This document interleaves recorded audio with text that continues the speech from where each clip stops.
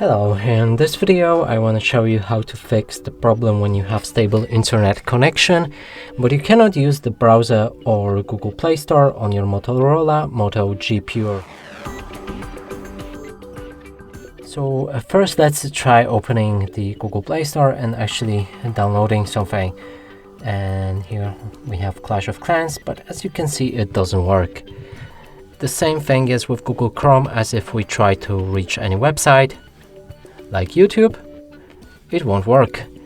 To fix both of these issues, we'll need to open the settings, scroll all the way down to enter a system, then date and time, and right here enable set time automatically.